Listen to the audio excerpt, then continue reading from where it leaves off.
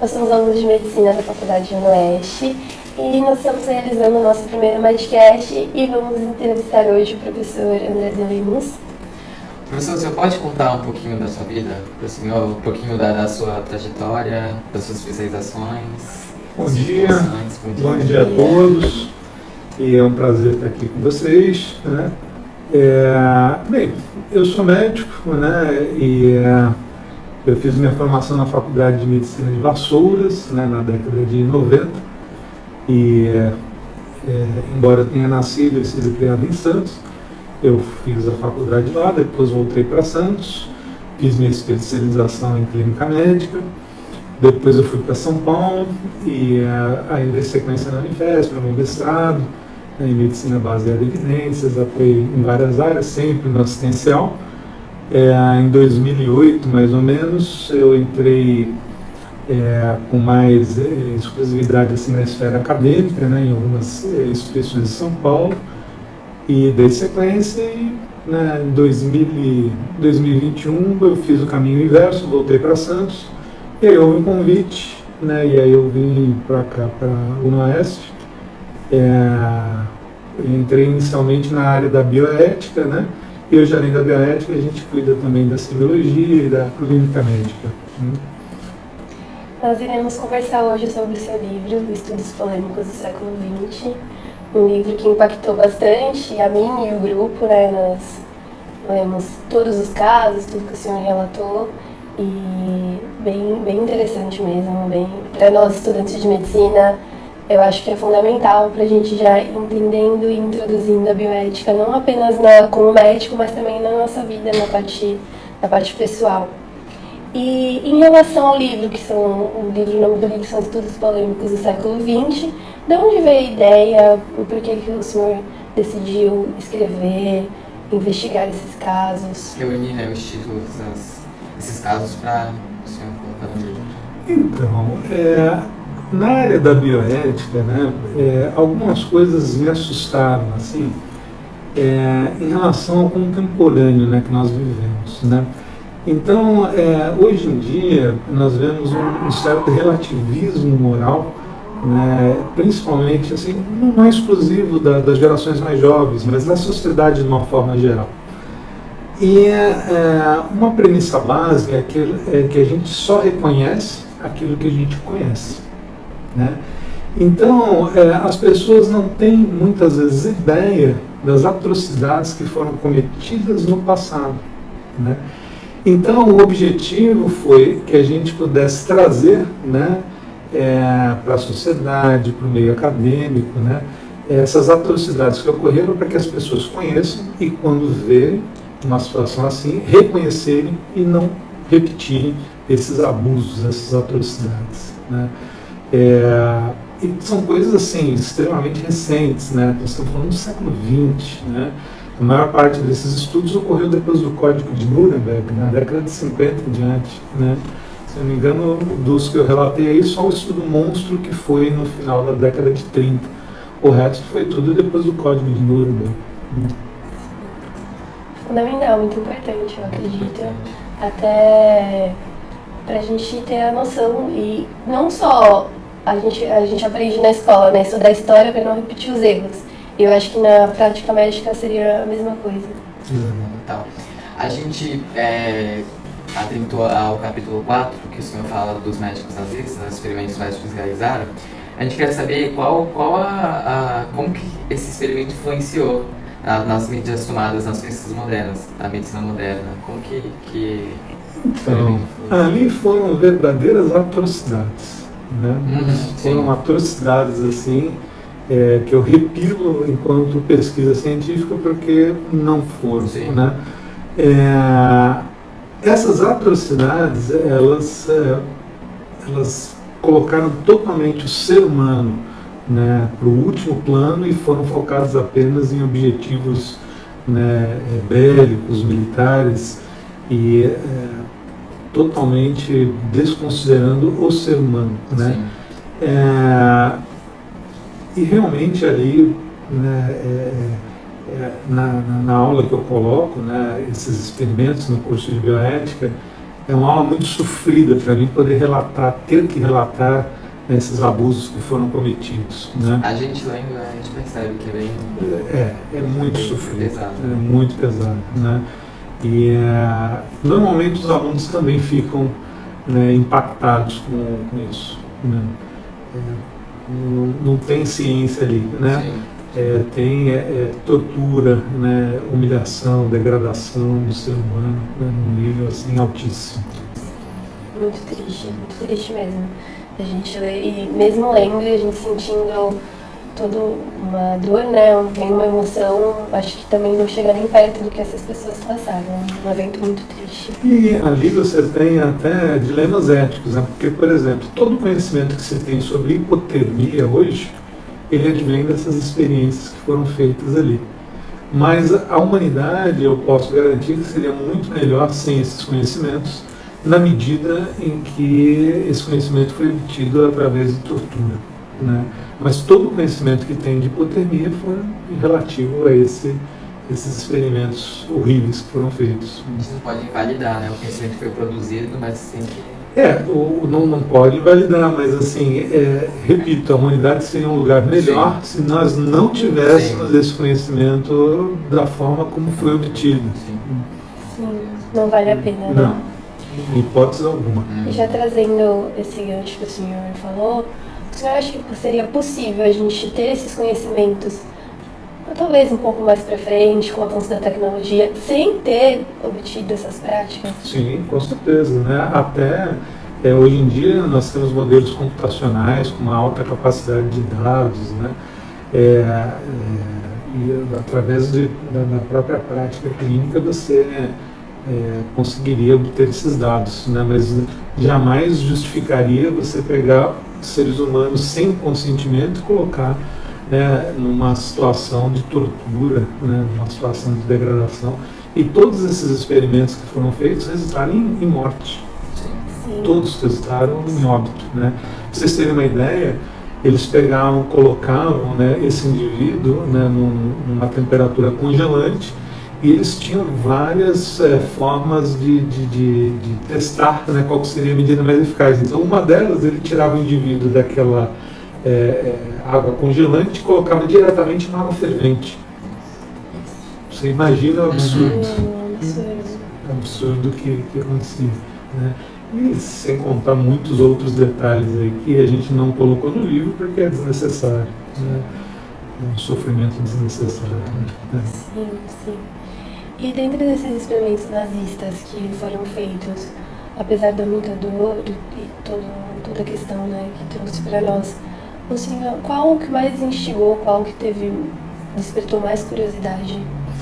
Olha, eu acho que a palavra certa seria mais nojo, né, no sentido assim de abjeto que foi, né? Mas um que eu nem coloquei no livro, né, porque eu acho que é de uma crueldade inimaginável, foram os experimentos com os gêmeos do Mengele, né? O Mengele ele tinha uma fixação por gêmeos e ele fazia pesquisas, né, com gêmeos, né, prisioneiros. Então, ele tinha um gêmeo como intervenção e um gêmeo como controle. E ele fazia um experimento num gêmeo, se resultasse em óbito daquela intervenção, ele automaticamente matava o controle, né? Então, ele além de torturar ele automaticamente matava o outro, porque não servia mais para ele, porque ele queria a comparação entre os gêmeos. Então, isso daí eu nem coloquei, porque Nossa, muito cruel. Desnecessário, né? Mas isso é talvez uma coisa que tem me chamado muito a atenção pela crueldade. Tratam como realmente um objeto, né? Não parece que não... Sim. E ele fazia engodos, né? Ele pegava, atraía essas crianças, no dia a dia dava docinhos e coisinhas para passar pelo tio, né? Pelo tio bom, mas ele era o tio sádico, né? Sadismo num grau horrível. Foge totalmente da ciência, né? Da humanidade. O senhor tem algum que acha que teve maior impacto na atualidade? Algum experimento desses dos médicos nazistas que teve um impacto muito significante? Olha, eu diria que todos, de uma forma geral, Mesmo foram, sendo... todos tiveram um impacto negativo, né? Tanto que esses experimentos, eles, quando explícitos, né, eles geraram, depois no julgamento de Nuremberg, que todos ficaram muito claros, né, ele gerou o Código de Nuremberg, que o Código de Nuremberg, em que se explicitou, né, para o mundo, em que a base de qualquer experimento científico era se traria benefícios aos participantes e que o indivíduo consentia de forma livre, esclarecida em participar daquilo, né? Qualquer coisa que desviasse disso não seria ético, não seria permitido, né? Então todo esse sofrimento ele resultou nisso. E pasme, isso se deu em 47, o Código de Nuremberg.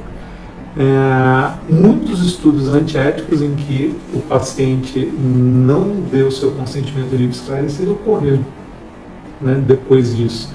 Até 1972, vários estudos, inclusive no próprios Estados Unidos, ocorreram. Eu posso citar o experimento de Milgram, Stanford, Willowbrook, o estudo de Tuskegee, que começou na década de 30, foi até 72, né? E vários outros, né, atrocidades, né, que ocorreram. Né? Os próprios julgadores continuaram cometendo atrocidades. Sim. E antes de Nuremberg, tinha alguma diretriz, alguma coisa que talvez tratasse dessa questão bioética? Sim, a bioética, especificamente enquanto ciência, ela surgiu na esteira desses abusos, né, principalmente depois do relatório Belmont em 74.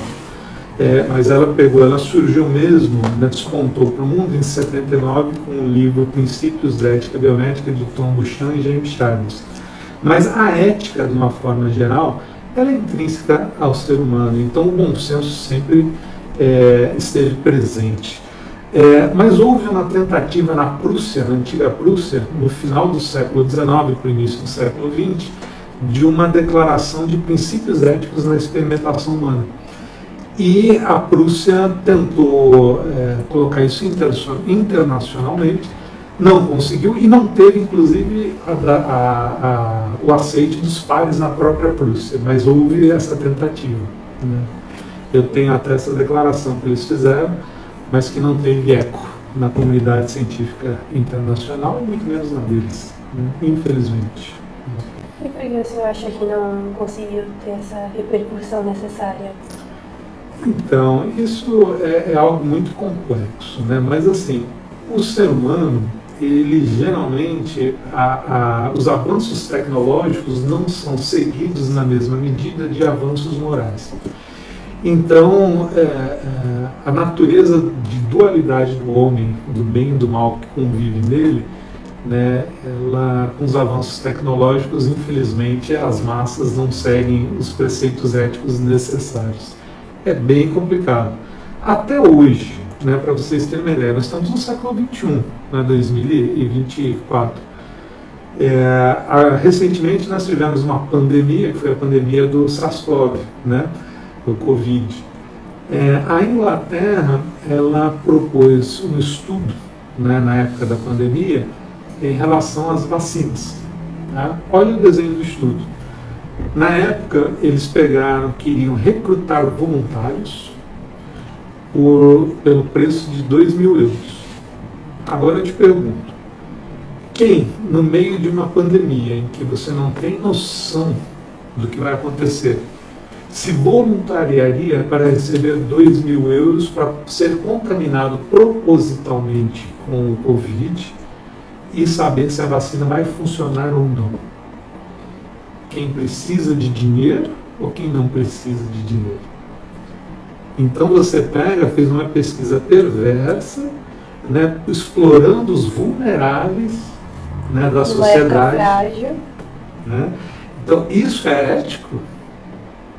Eu aceitaria, se fosse ético, se a Queen Elizabeth, o príncipe Charles, né, que se voluntariassem para pegar Covid e testar a vacina. Agora, a massa de vulneráveis em prol de dinheiro, não, isso não é ético, em pleno século XXI. Né? E, pasme, né, alguns centros de bioética de orientação anglo-saxã, utilitarista, aprovaram esse estudo, né? Embora ele tenha subido um pouquinho depois. Mas sempre tem uma corda no pescoço, né? Sempre tem alguma coisa. E a gente pode entender que a população mais vulnerável, a população pobre, a população, né, a classe social é a mais atingida, geralmente quando tem esse tipo de teste. Todos somos vulneráveis, mas alguns têm um potencial de vulnerabilidade maior, né? Nós temos assim um grande número de pessoas que são exploradas, sim, né, por complexos, né, farmacêuticos, por governos, né. Na década de 90 nós tivemos um estudo Trovão, em que pegaram pessoas em vulnerabilidade, né, na África, crianças que estavam havendo um surto de meningite, né, e o tratamento padrão, que seria com a droga A, eles não tinham dinheiro para comprar, esse laboratório se ofereceu para dar esse remédio, mas em compensação, a outra metade teria que tomar um remédio que eles estavam desenvolvendo para o mesmo problema, como o cobaias, né? Só que, para pegar e tornar o remédio deles mais efetivo, o que eles fizeram? Eles colocaram metade da dose necessária do tratamento padrão para um grupo, ou seja, para não funcionar e o grupo deles ser melhor. Isso com crianças em vulnerabilidade. Nossa. Isso foi aprovado? Isso foi tudo na surdina e escamoteado, né? Crianças no Amapá também foram estudadas para desenvolvimento de alguma vacina, não vou me recordar agora contra qual agente infeccioso, também no final da década de 90, de uma forma totalmente antiética, né? Sempre os alvos são os vulneráveis, né? Aqueles que têm o potencial de ser mais agredidos, né? Sim. E na sua opinião, professor, a maioria de fato, eles estão ali focados na parte científica, no desenvolvimento científico, ou há algo por trás, ali realmente uma crueldade, realmente uma exploração, talvez, de algum... Eu acredito que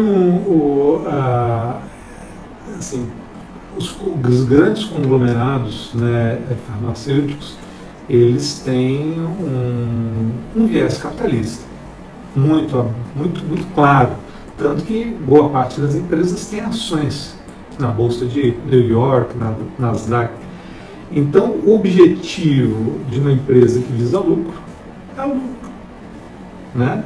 Então, eu não estou afirmando que todas as empresas agem assim, mas existe um viés em sua própria natureza em que você lucrar, né, com remédios pode enviesar o processo, como já enviesou em alguns outros, né? Mas o avanço tecnológico que a indústria traz é fundamental, concordo. Eu só acho que ele deve ser seguido de padrões éticos rigorosos, né? Lucro é bom, lucro abusivo, não, né? Então, a gente tem que tomar muito cuidado. Sim, verdade. E sempre acaba, querendo ou não, tendo uma exploração de pessoas mais vulneráveis naquela região, né? Tem esse potencial, né, que assim, os governos deveriam proteger e as próprias indústrias deveriam se autorregular, né, nesse sentido. Então, acho que é muito importante a gente ter esse olhar, né, porque todos esses estudos antiéticos sempre tiveram a presença de médicos. E por que um médico participaria? Né? Ou por ignorância, né? Ou por, né, um interesse secundário que não o paciente. Né? Sim. Então, uma curiosidade minha, por que você acha que sempre o que traz junto com a profissão da medicina, o porquê que eles se colocam acima? Porque, na minha opinião, um médico que faz isso, ou algum cientista que faz isso, está se colocando acima do outro, está se colocando acima da humanidade, está brincando ali de vida. E por que a área da saúde, ela talvez traz essa inflamação ao ego de muitos médicos ou cientistas? Então, eu acredito que são múltiplos fatores, né? Uma possibilidade é o padrão Slippery-Slope, né? Slippery-Slope, padrão ladeira escorregadia, em que pequenos desvios vão aumentando até se tornarem grandes desvios, sempre relativizando. Por exemplo, começa na faculdade. O indivíduo ele pega, hoje eu vou colar, que eu não estudei muito. Isso foi um desvio ético, né?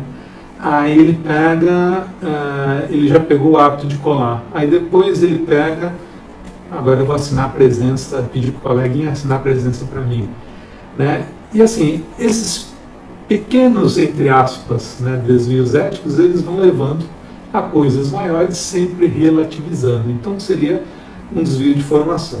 Outro que a gente pode pensar, né, foi também na esteira do julgamento dos médicos nazistas, a sociedade científica, de uma forma geral, eles queriam estudar por que pessoas que, entre aspas, seriam pessoas normais na sociedade, eles tornavam pessoas cruéis e desumanas nos campos de concentrações, estudando por que a sociedade alemã agiu daquela forma.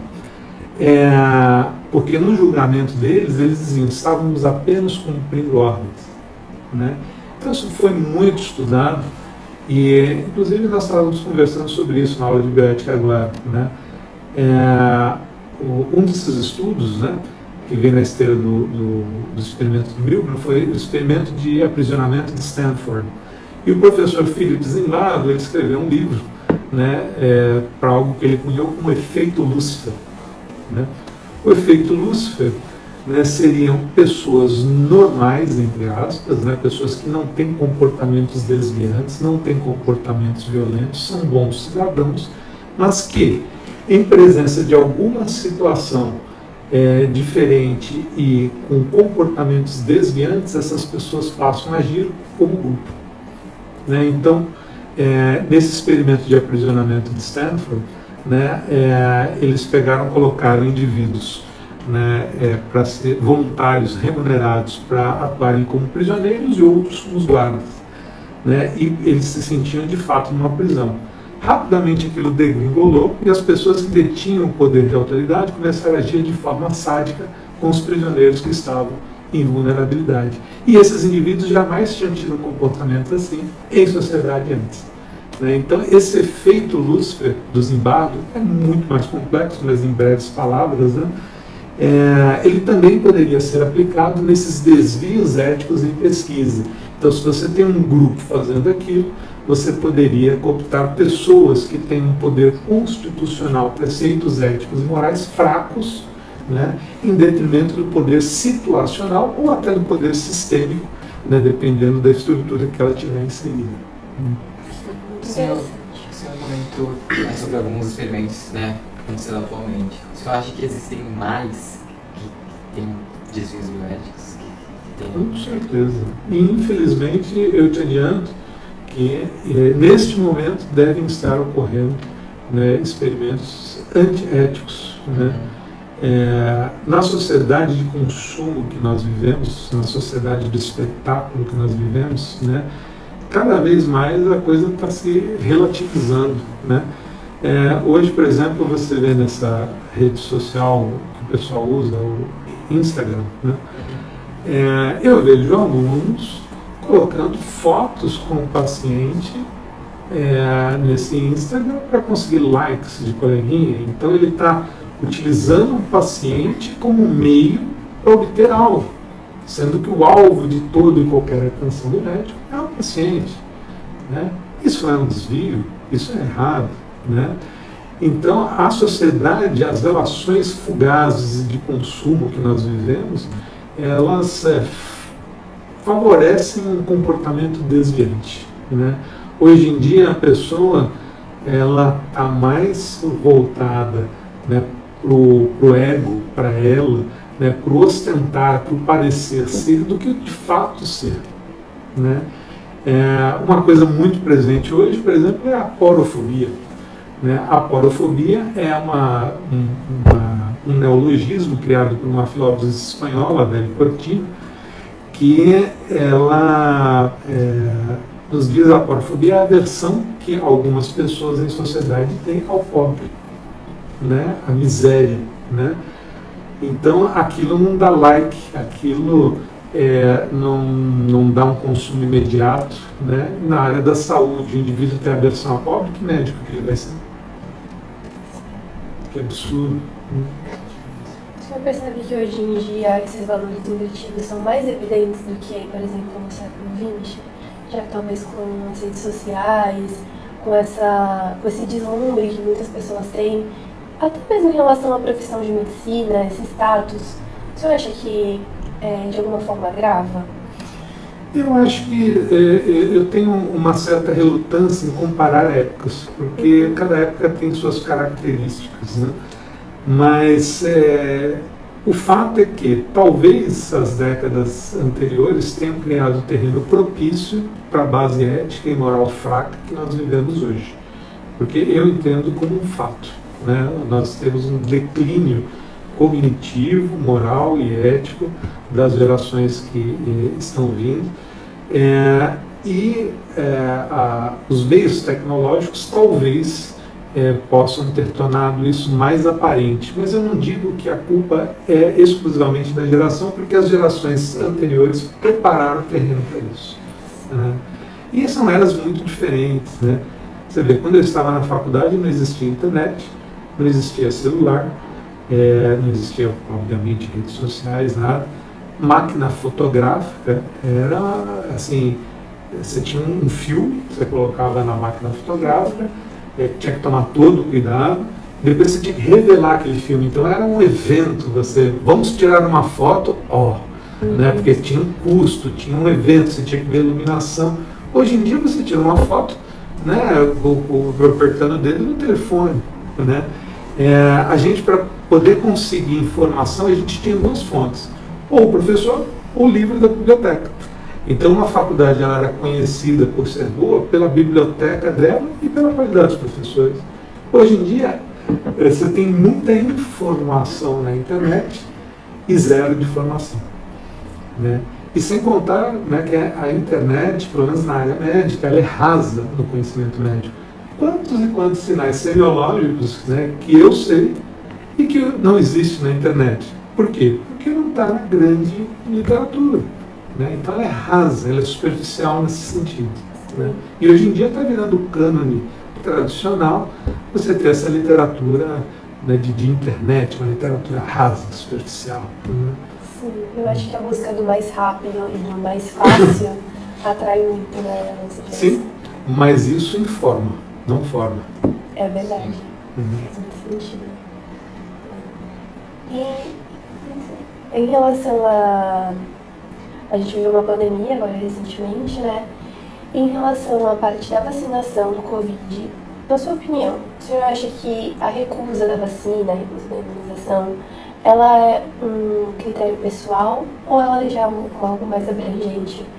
Por exemplo, o papel da sociedade do indivíduo. Questão de coletividade. Eu entendo assim, primeiro, sim, as repulsas, né, as vacinas, é fruto da ignorância pura e simples. Ponto. Existem mil teorias de conspiração aqui e acolá. É fato que, né, especificamente no Covid, as vacinas foram desenvolvidas em pouco tempo, sim, e é fato que algumas tiveram efeitos colaterais, sim. Ponto. Isso não está sendo questionado. Mas, a partir do momento que nós vivemos em sociedade, né, a autonomia do indivíduo, né, ela não pode ser plena quando a gente vê a beneficência ampla em relação à coletividade, né? Então, se o indivíduo pensa, eu sou jovem, sou atleta, me alimento bem, se eu pegar eu vou ter uma coisa leve. Cara, parabéns para você, mas você tem que se preocupar não somente contigo, mas com os vulneráveis em extremos de idade, pessoas com doenças, com alterações do sistema imunológico que estão mais fragilizadas. E você pode ser um vetor para contaminar essas pessoas.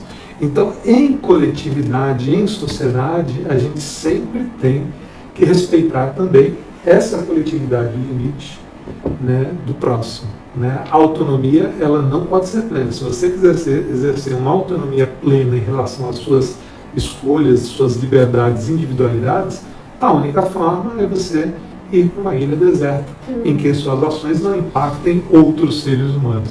Verdade. Viver em sociedade tem seu custo. Tem seu custo. A gente vai partir de uma pergunta que o nosso colega ele formulou, e ele fala sobre Rousseau, que o Rousseau diz que o homem ele nasce bom e a sociedade o corrompe. O senhor acredita que o ser humano ele nasce ético e a sociedade ela modula as proposições dele, os pensamentos? Então, Jean-Jacques Rousseau, né, ele criou o mito do bom primitivo, né, em que o homem seria bom por natureza e a sociedade o corromperia. Um pouco antes do Jean-Jacques Rousseau, a gente tem o Thomas Hobbes, que também fez uma teoria em que o homem é o lobo do homem, em que o homem ele seria mau por natureza e que ele precisaria da sociedade para colocar limites e todos poderem viver em harmonia. Na verdade, assim, né, ambos estão certos e ambos estão errados, no sentido que isso me remete àquela fábula do elefante e os sábios. Vocês conhecem essa?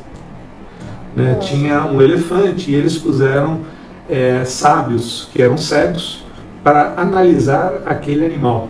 Só que colocaram um sábio cego para analisar a frente do elefante, que era a tromba do elefante. Então ele começou a palpar a tromba do elefante. Um outro sábio colocou na traseira do elefante, ele começou a palpar, né, a traseira, e fizeram a mesma coisa nas laterais.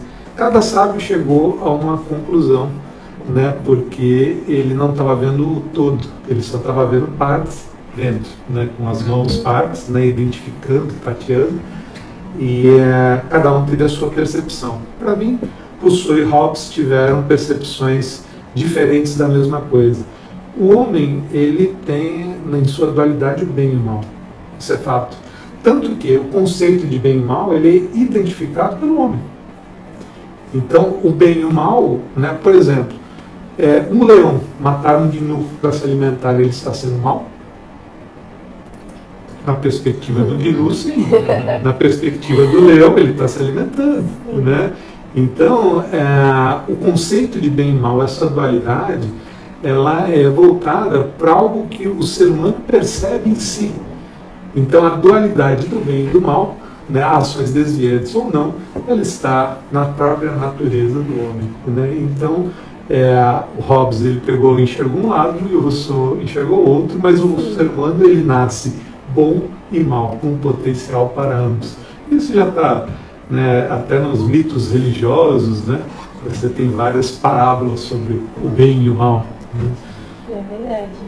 Professor, você cita muito Kant no seu livro, tem algumas. Em relação à bioética e o que ele fala, por exemplo, da maioridade intelectual, você acha que é possível a gente conseguir, na sociedade que vivemos hoje, alcançar essa maioridade intelectual? Olha, eu acho que sempre é possível, mas, né, o Kant ele é de uma outra época, né?